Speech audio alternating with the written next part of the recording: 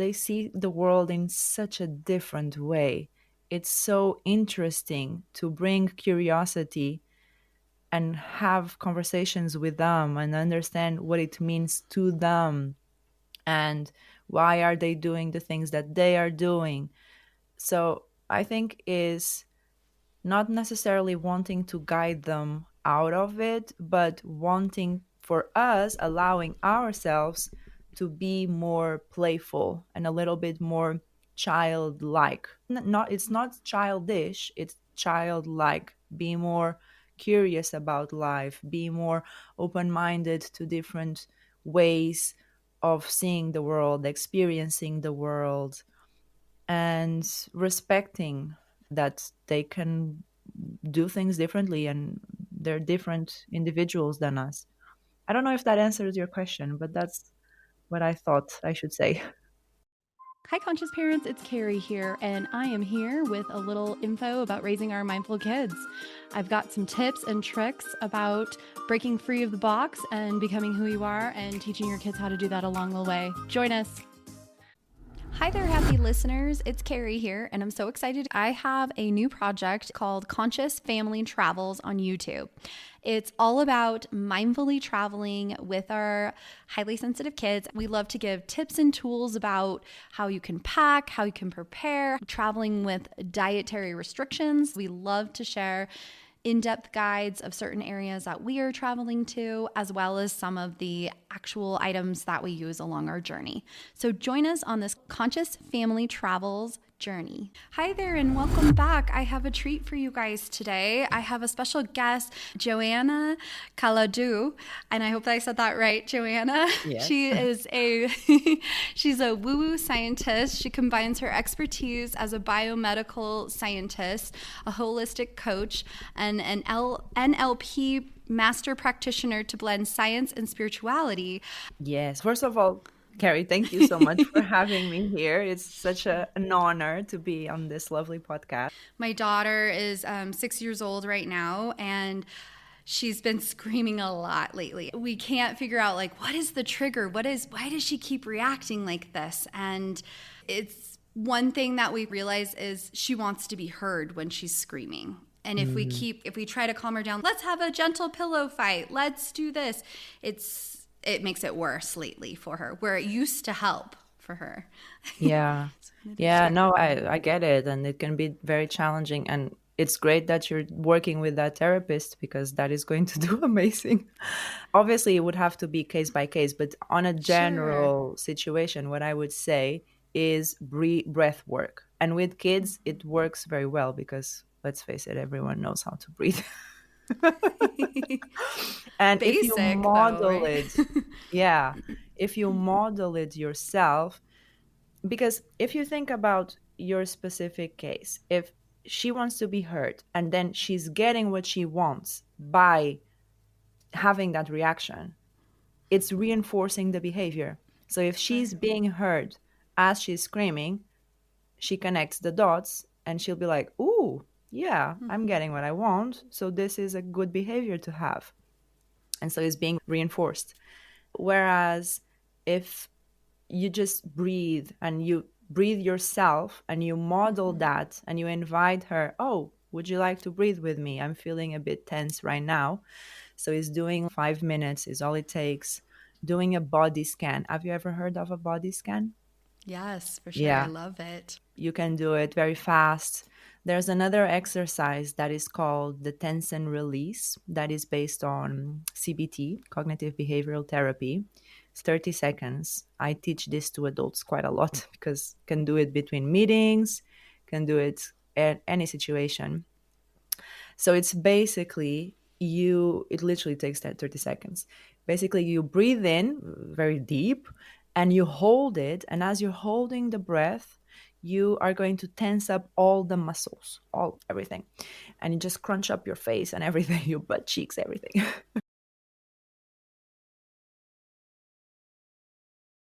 Yeah. Then you just release as you exhale. And what that does is it teaches your brain that you can relax, you're safe. It's almost like pushing a lever of being like, I'm safe now. because our body tenses up without us knowing. And with kids, sometimes they have that frustration and they either cry or they just get so tense that their body needs to expel the energy.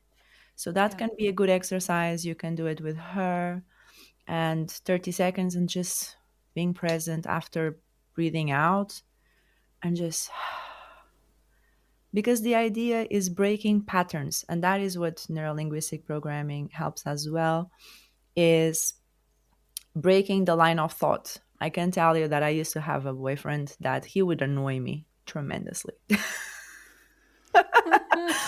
And he would there blabbing, blabbing, blabbing. And I, in my mind, would sing the Harry Potter soundtrack. And sometimes he would annoy me so much that I would actually sing it out loud. And that would break his pattern. He couldn't continue arguing with me. He couldn't. He would then sometimes would be like, "Oh, you're there. You are doing that again." But it would break his pattern. Yeah. So it can be as simple as that, having a certain sound or a certain something, a movement, a touch that tells her, okay, time to break the pattern. Yes. I think that one's great. I would love doing it with a child, like my daughter. I was thinking I could name it something like, oh, let's squeeze the lemon and then we're going to release it. Or something that they could visualize the squeeze, or hold Yeah, a teddy bear and we're going to squeeze yeah, every part of the teddy bear and then we're going to release it. I'm yeah, going to try that one. I love it, Joanna. And yeah. for those, I was thinking, I know what a body scan is, but our listeners might not. So Mhm. I thought, oh, let's come back to that one too, if you would tell us a little bit about it. Yes, definitely. A body scan is can be a meditative state where you're basically imagining, you're closing your eyes, you're centering yourself in the present moment, you're mindful of your breathing, and you're imagining a line scanning all of your body from the top of your head. And as you're doing so, you are scanning for any tension, any sensation, or no sensation at all. But the idea is that you're completely in tune with your body. And as you're coming down on your different body parts, you're sensing for any tension, and you're releasing that tension as you exhale. And you can even add a beam of light that is nice and warm and is healing. And there's a lot of different variants to this, but if you do the classic of imagining a line just scanning your body and looking for any tension and like cleaning it up as you breathe out, that is already a very impactful exercise that is very grounding. That's wonderful. I think I'm going to try it when I pick up my kids from school today. I think I'm going to Yeah. try it with them and see. They are both empath kids and they come Mm. home with a lot of that energy from the day. So I think, and then add like picturing rain washing over us and just Yeah. washing and cleaning all the energy of Yeah. the day. So I'm going to try that today when we pick them up. Yeah, for that, I would say for kids, especially, it can be quite fun. And you can do this in 20 seconds as well, shaking. Before they get in the car or as they're getting in the car, you can say, okay, let's shake it out. Shake. And you physically shake. Because Yeah. if you look at animals in nature, they, whenever a zebra is being chased by a lion and she escapes, she gives a little bit of a I don't know if a zebra is a she. In my mind it is now. It's a It's a she. female zebra. It's Yep. a zebra she just kicks her back legs in a like a shake movement. And Yep. that is just a reaction that the body has to release the stress that she just endured. So we as human beings, we don't do that very much because it doesn't look right. So we're very mindful of judgment, but if we let go of judgment and if we just do that, it can even be to a sound of our favorite song or whatever. You're in the car Yes. and you're like, okay, let's shake the energies of the day, let's shake whatever energies are not ours. And that Yep. is a form of cord cutting.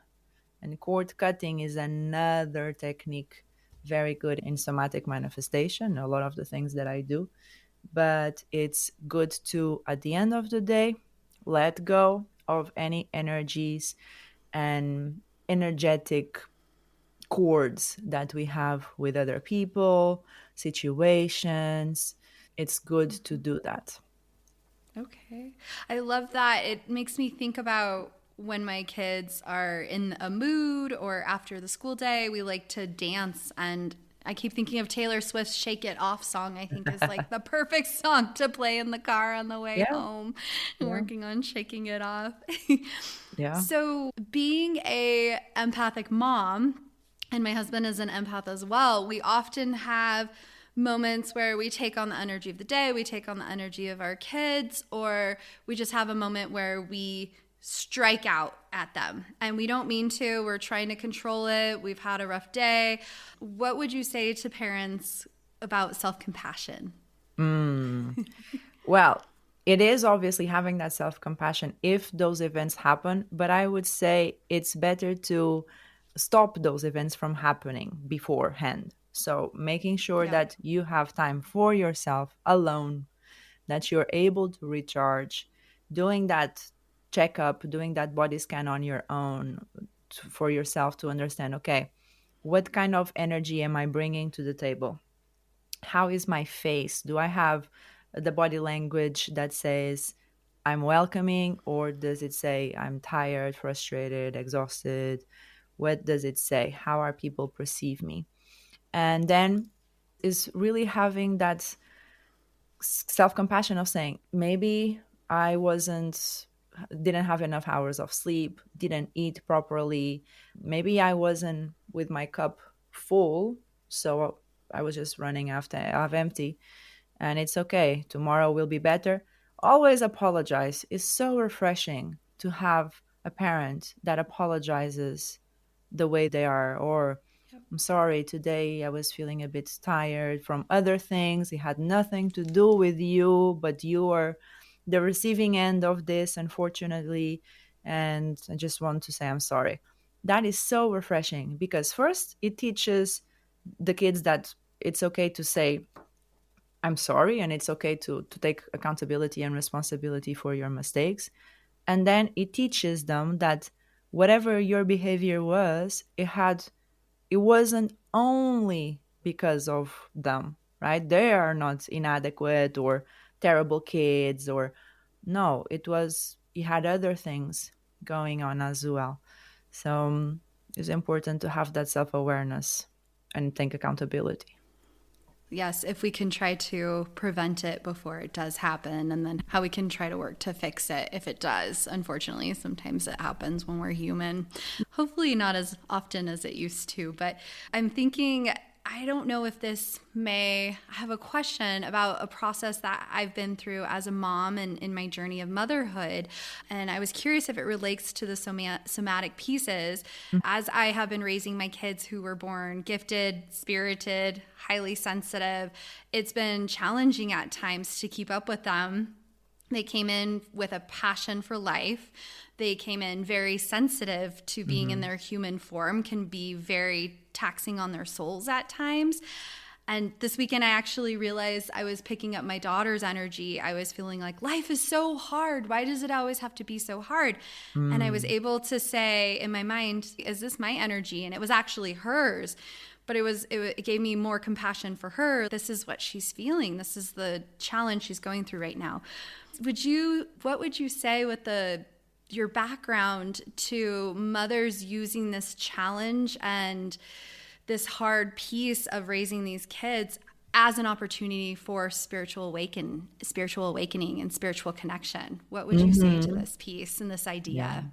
I love that question. And I love it, especially when you say that your kids came loving life, because that is the best way. They should. They should. And Yeah. we should not say to kids, be quiet and stay still. No, Yeah. let them.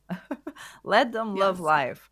I would say that it's quite important to learn from them and sometimes let them lead the way, obviously within those boundaries that we explained in the beginning. But not cut the fun. They see things, and especially with neurodivergent people, they see the world in such a different way. It's so interesting to bring curiosity and have conversations with them and understand what it means to them, and why are they doing the things that they are doing. So I think is not necessarily wanting to guide them out of it, but wanting for us, allowing ourselves to be more playful and a little bit more childlike. Not It's not childish, it's childlike. Be more curious about life, be more open-minded to different ways of seeing the world, experiencing the world, and respecting that they can do things differently and they're different individuals than us. I don't know if that answers your question, but that's what I thought I should say. I love it. I definitely agree. I try to say fostering the passion and the love in them while also trying to teach them some of the skills of being a human and how to function in society, because Yeah. society may not love that side of them or may Yeah. not respect them if we don't Yeah. teach them how to function in some of society's pieces, but also keeping the authentic version of Yeah. themselves. I think that functioning part is giving them opportunities to be emotionally intelligent, aware of their emotions and be able to communicate them, aware of boundaries and to be able to communicate them. I can tell you that when I was a kid and I was going with my grandma, we would stop around the village, and the old ladies all wanted to kiss my cheek and to me, and my grandma would say, "Kiss the lady," and they would give me those terrible kisses. And nowadays, that contact is just too much for me, completely overwhelming. But I feel like I need to do it to appease my parents or appease my whoever it is that is making that request. And that teaches to dim your light a little bit, to please others. That's when people pleasing starts. Oh, you should be like this, you should do Yep. this, and little things. It seems nothing, right? Oh, just kissing the old ladies in the village.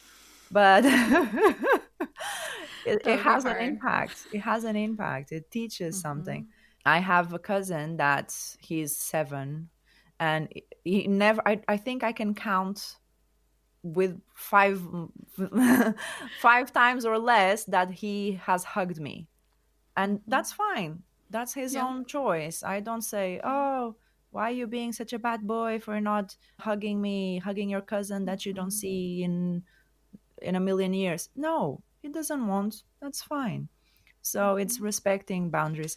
But I would say dealing with that challenge and helping children to function better is having that emotional intelligence and having a clear pathway of communication to your body. Always ground them, and grounding yourself as well. Because sometimes we want to know the why and the what for and the what if, but we don't need that. Sometimes we just need to sit with our body and understand how we feel, and that's they are expert at it.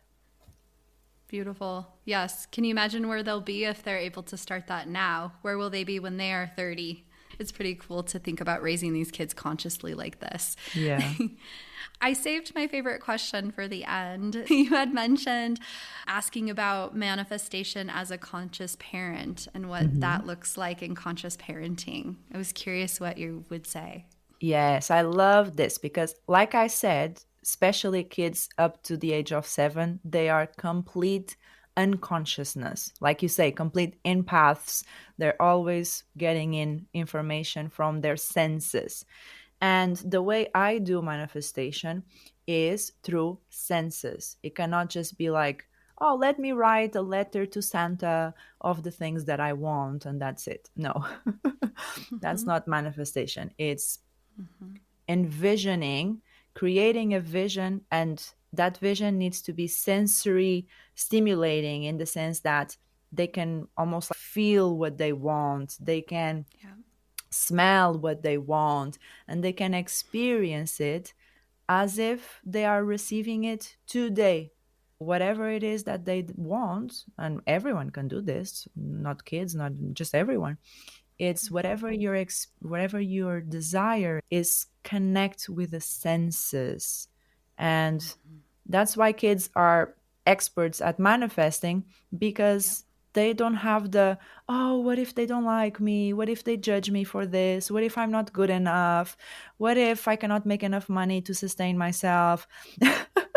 They don't Mhm. have these worries. Yes. So for them is, ooh, how does this smell? Okay, how does this taste? Okay, how does this feel? Okay, what color is it and what shape is it? So it's much easier for them to operate in this sense. And as a parent, you can guide them through it. You can say, okay, what do you truly want? Okay, and how would it feel to have it in your hand? Oh, you want a car, I don't know, from Paw Patrol, I don't know.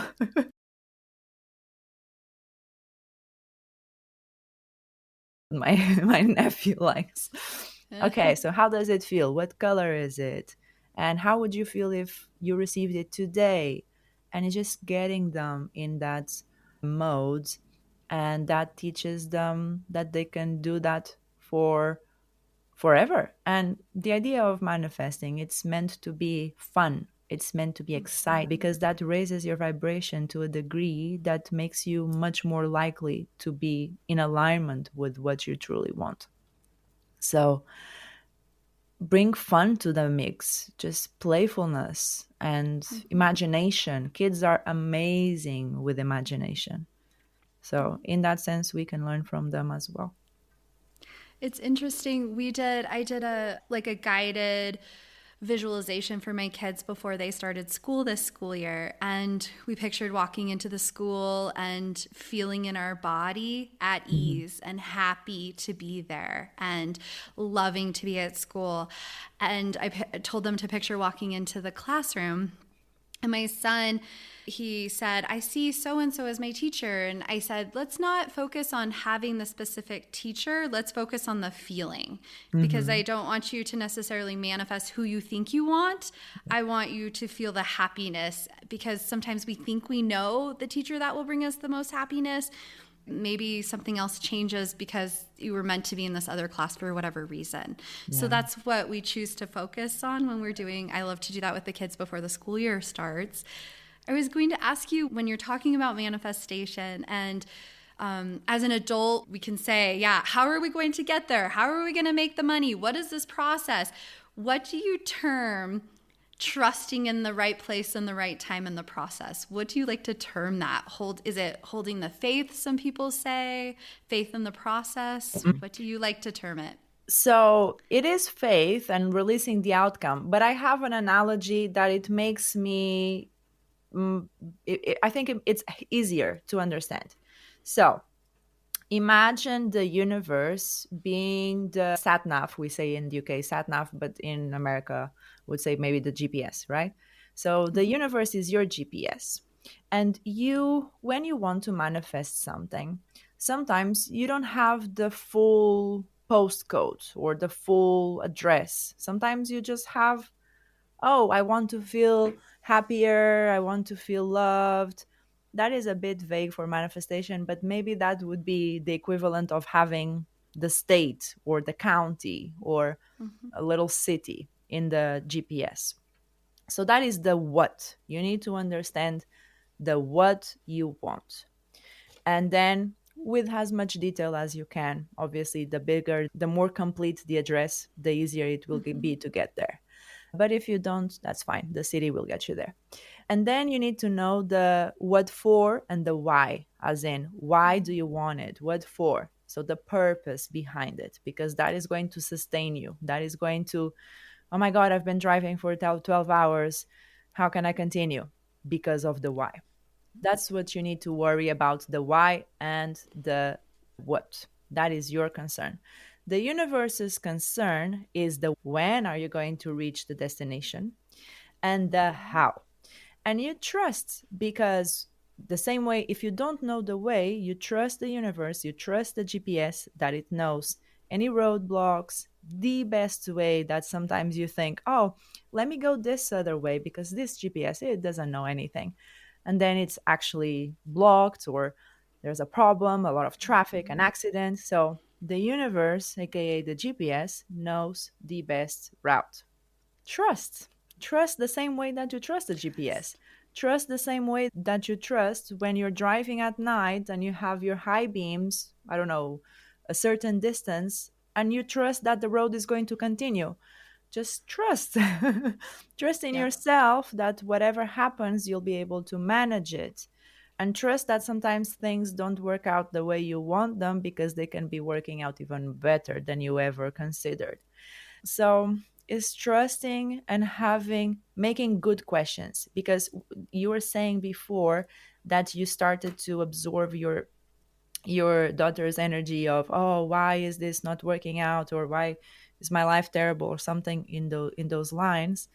So we have a part of our brain that is the reticular activating system, that is almost like the algorithm of our lives. And so if you are asking those questions, your brain is always looking for the answers. And that part of your brain is understanding, oh, this is what you're focusing on. So this is your reality.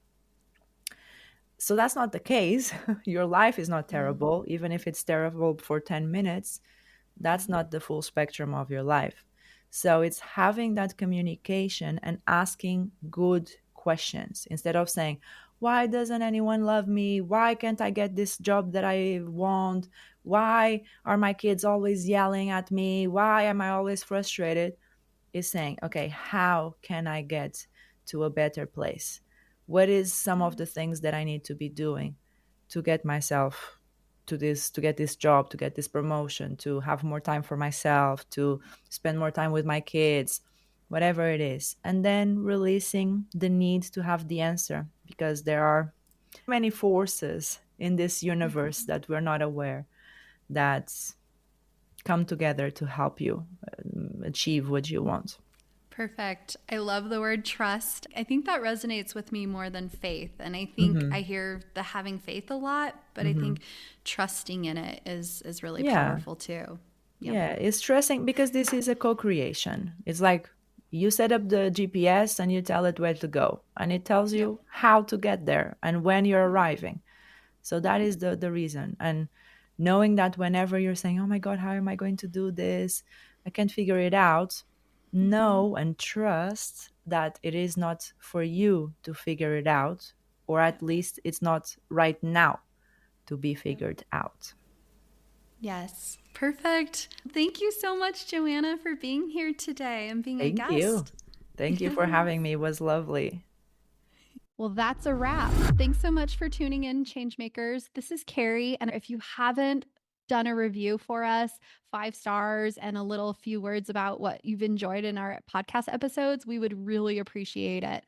If you guys would like to ever message me, I would love any questions you have or any feedback at info@hearttoheartlife.com. We also have a brand new website, which we're super excited to share.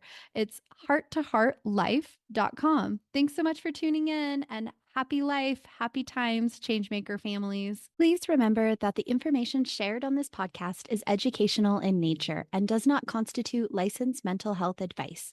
If you need such advice, you should speak with a licensed professional about your unique situation. Thanks so much, happy listeners.